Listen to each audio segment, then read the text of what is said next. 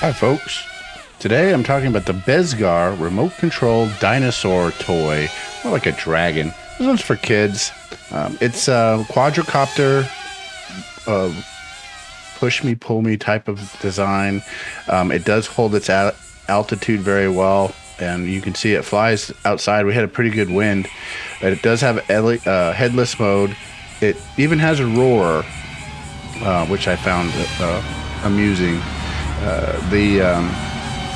It comes with spare 2 batteries. You'll need 3 AAA batteries for the remote control. You'll need a small Phillips head screwdriver to open the battery compartment on the drone and the remote.